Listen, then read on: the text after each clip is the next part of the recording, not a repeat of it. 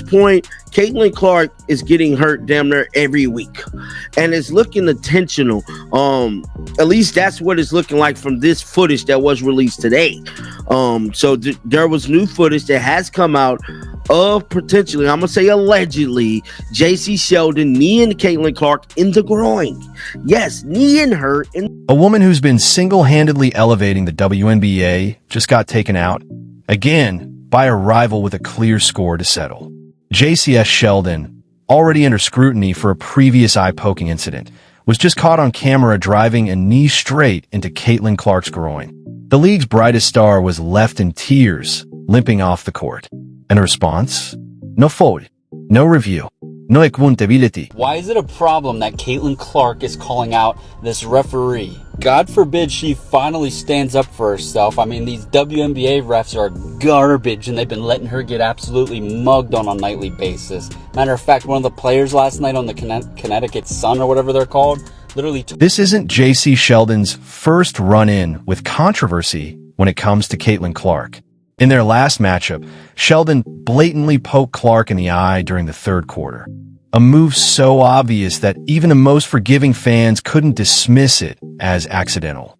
Clark, visibly frustrated, confronted Sheldon on the spot.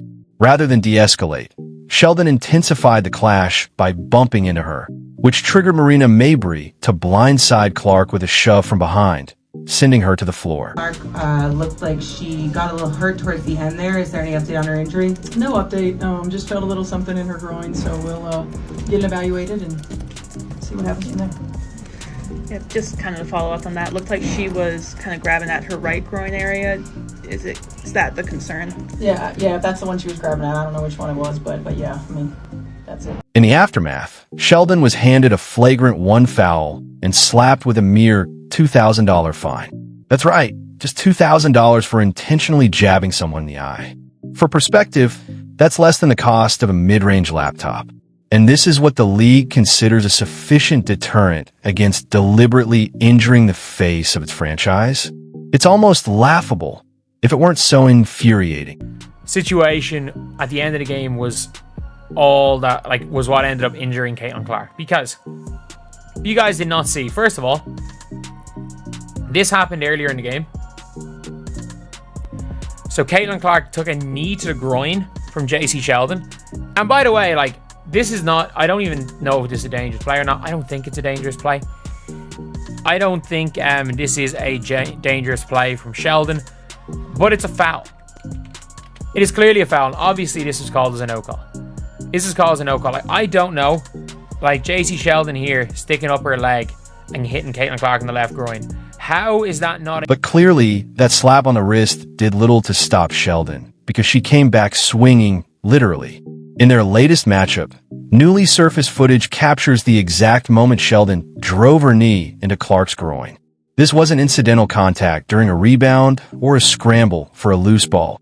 It was intentional, targeted, and flat-out disgraceful. Clark, ever the competitor, tried to push through the pain, but was ultimately forced to leave the game in tears as the injury became too much to bear.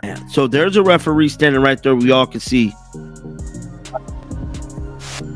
Look, Jacy Sheldon knees CC in the groin. Can you guys see this right here? You guys see that? That is a knee. Jacy Sheldon's knee is all the way fully, her whole leg is fully extended off the ground into Caitlin Clark hand and groin area. You clearly... The timing couldn't be worse for Clark, who has already been battling multiple injuries this season. She'd missed 9 games recovering from various leg issues and was only just beginning to regain her rhythm. But rather than being given the space to heal and play the game she loves, Clark is being systematically targeted by opponents who seem more focused on taking her out than actually competing. It's not just unsportsmanlike, it's starting to feel personal. See last night, Caitlin Clark holding her groin, digging her head in the stanchion in pain, tears coming to her eyes, all the emotion hitting her at once, whether it's mental exhaustion, frustration with another injury, feeling a pop in the groin, feeling something in the groin that you know. If you're enjoying this coverage, don't forget to subscribe. Now here's the kicker. No foul was called on the play. None. Zero. Zilch. The referees, already under fire for their inconsistent and often baffling handling of the physicality surrounding Clark, once again turned a blind eye to blatant contact happening right in front of them. Even Clark's brother, Colin, voiced his frustration on social media, posting, "Make no mistake, this is on the reffing."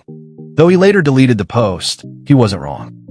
The officials have created an environment where players feel emboldened to target Clark because they know they'll get away with it. Caitlin Clark's brother.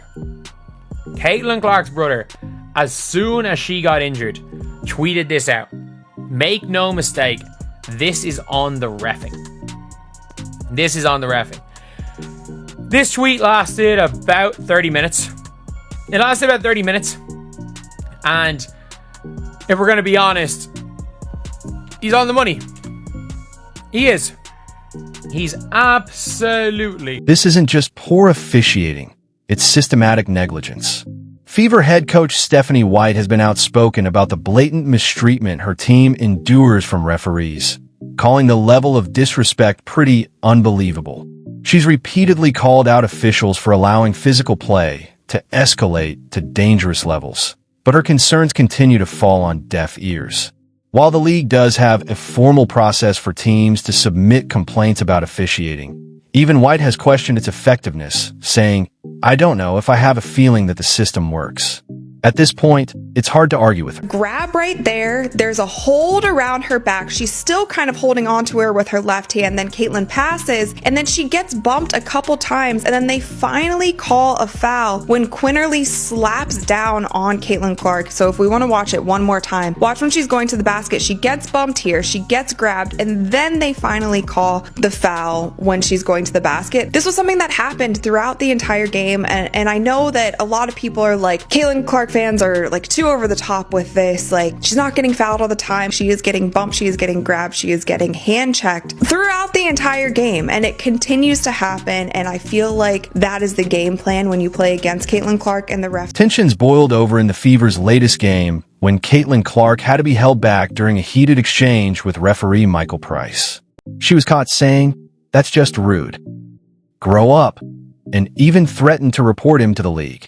When a player driving record viewership and revenue is calling out officiating like that, something's clearly broken. Stepping back, it's hard to ignore the bigger picture. Before Clark's arrival, the WNBA was struggling. No game had averaged over 1 million viewers since 2008. Teams like the Fever were playing in half-empty arenas, drawing just 81,000 fans for the entire 2023 season. Ratings were low, attendance was down, and the league was reportedly set to lose $40 million in 2024, even in its most watched season in years. 9 years in Indiana, and now on the snap. And that's a live shot now of Caitlin Clark. He's still upset and wants an explanation from Michael Price.